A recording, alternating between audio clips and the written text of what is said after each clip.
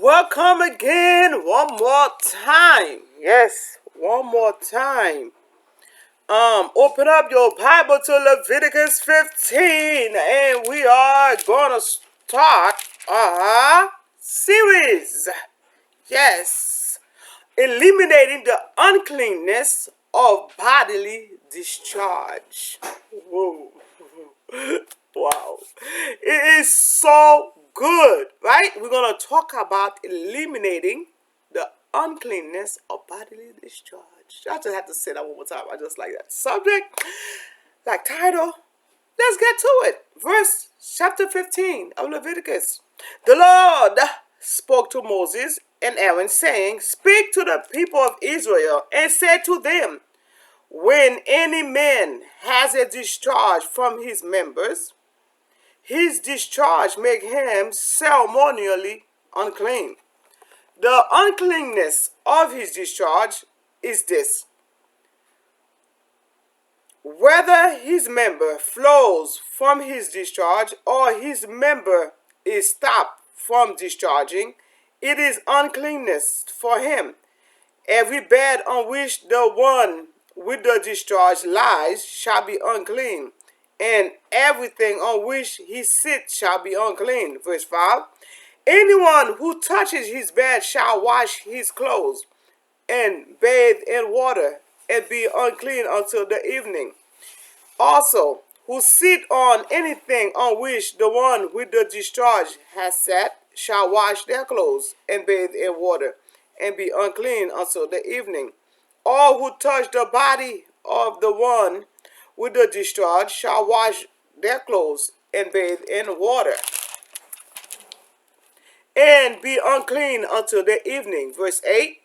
"If the one with the discharge spit on someone who are clean, then they shall wash their clothes and bathe in water and be unclean until the evening. Any saddle on which the one with the discharge rides shall be unclean. All who touch anything that was under him shall be unclean until the evening. And all who carry such a thing shall wash their clothes and bathe in water and be unclean until the evening." 11.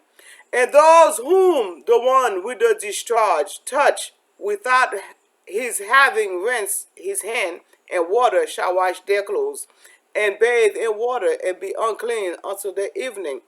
Any earthen vessel that the one with the discharge touches shall be broken, and every vessel of wood shall be rinsed in water." 13.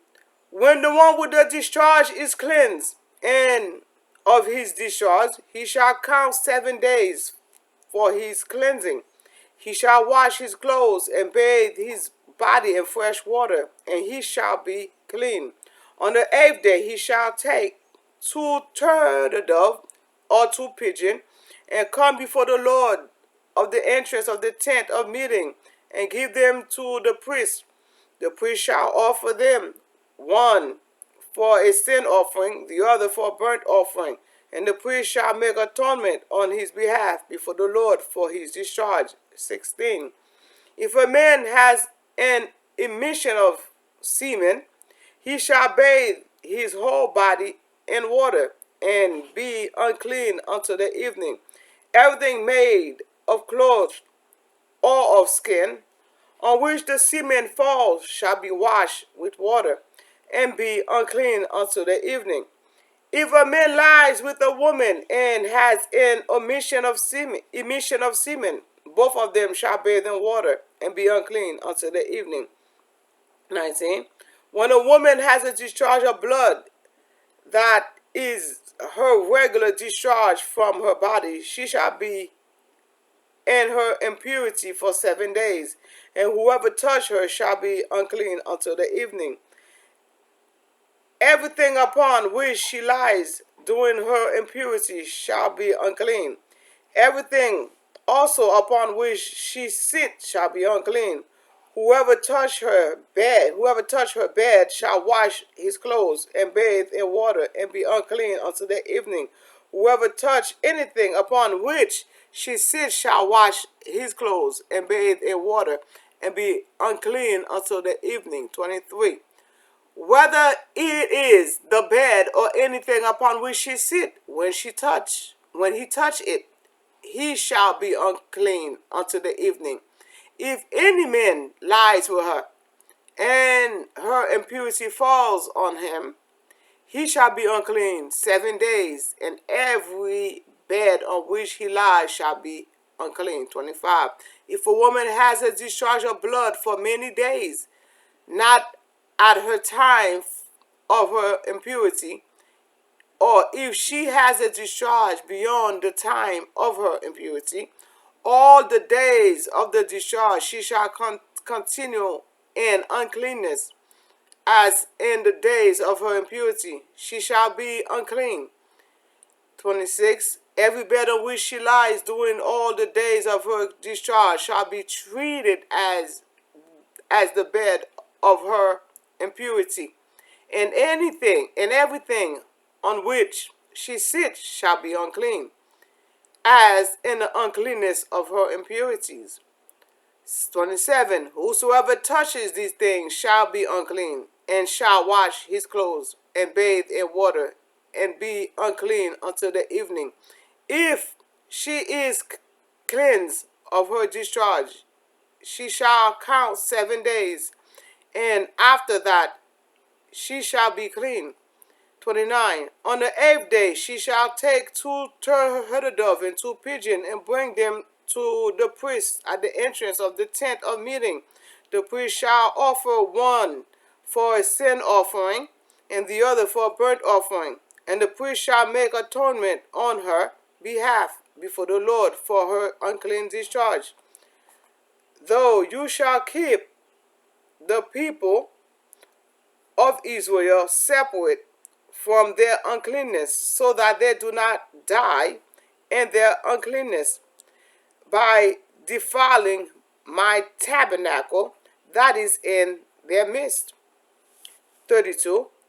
This is a ritual for those who have a discharge, for him who have an emission of semen, because becoming unclean thereby, for her who is in the infirmity of her period, for anyone, male or female, who has a discharge, and for the man who lies with a woman who is unclean. Woo! I love this part. And in this part, both of them are unclean. Okay? Now, the purity laws, which is on Leviticus 15 verse 1 to 33, right? Leviticus 15 verse 1 to 33. The purity laws concerning bodily emissions treats 2 different situations.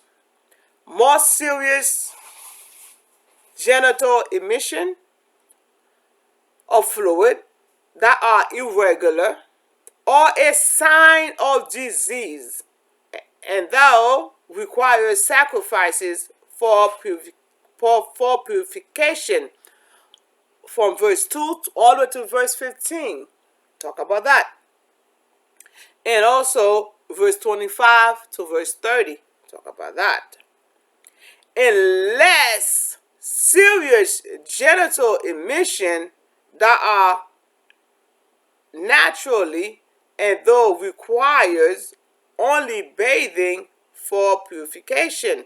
That's on verse 19 to 24. Such genital emission enter into a realm of purity concern, because the flow of blood and semen from the body represent the loss of life. On the other hand, the genitalia are associated with the procreation of life. The mixture of the powerful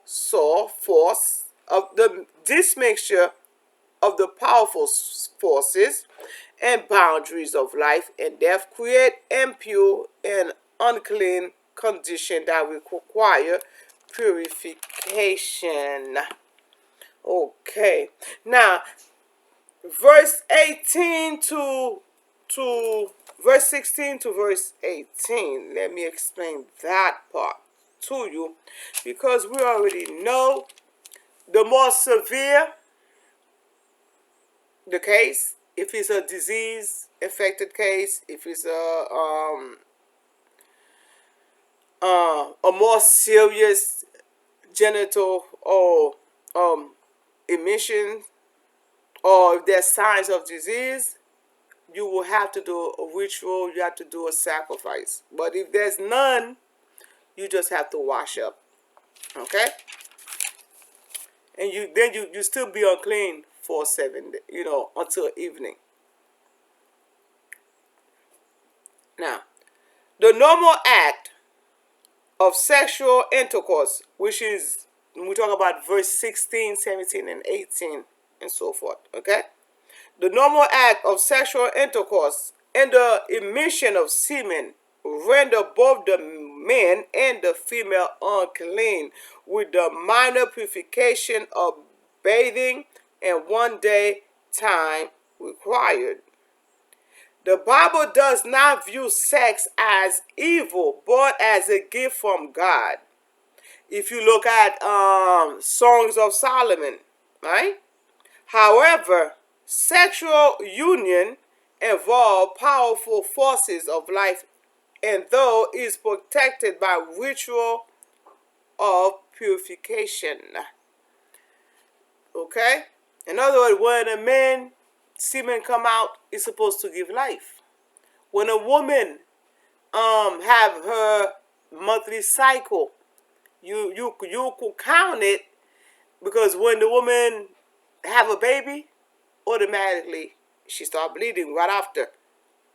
And also to 14 days after, from the time of your cycle, you could get a life. So therefore, the Bible views sex very seriously, because it is count as life, it's count as death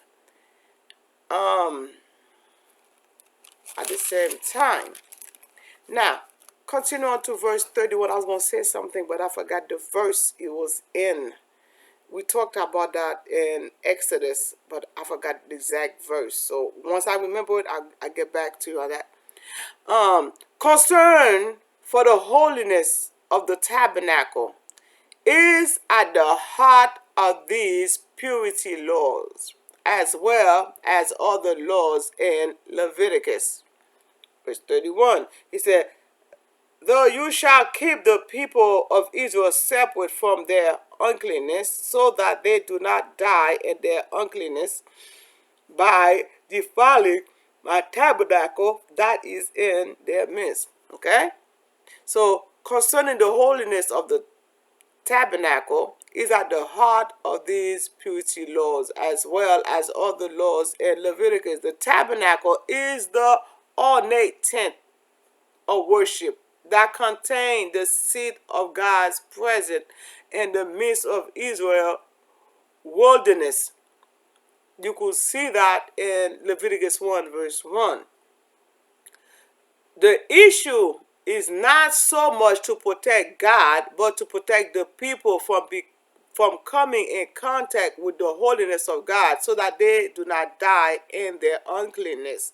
In other words, if you are losing semen, if you on your monthly cycle, if you bleed outside of your monthly cycle, okay, you are considered unclean, and so you have no business being near the temple at that time, because if you're unclean, you cannot be there. Okay? So, because God don't want you, an unclean person, to have any contact with him during that time. Okay? And the Bible don't want, while you're on your cycle, to go have intercourse with your partner, with your husband, because then he become unclean. Okay, and it's not clean for him. It's not clean for you. At the same time, if it's a severe illness, why you are unclean, then they will separate you from the people because they don't want you to go around and contaminate the people. If you have a illness, men usually have their men. Some men have penis illness. You know how you get it. So STDs, you could say it like that. So you will become unclean. So until you cleanse and you become clean, then, but until you go through the cleansing process, you cannot really be next to people. You have to separate yourself. You have to separate yourself.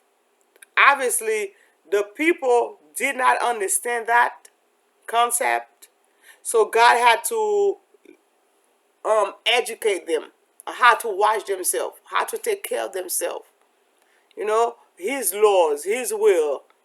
So, if the people was not doing the act, God would never have put that act in the Bible for them to practice. God would never tell them they have to stay away from each other. They have to separate themselves. If you got period, don't touch nothing. Then you unclean. Back then, a man may have a few wives. He may say, "Well, this woman had periods. So let me go to the next." No, everybody's unclean now. Everybody become unclean. So anyway, may the Lord bless you, keep you, protect you, guide you.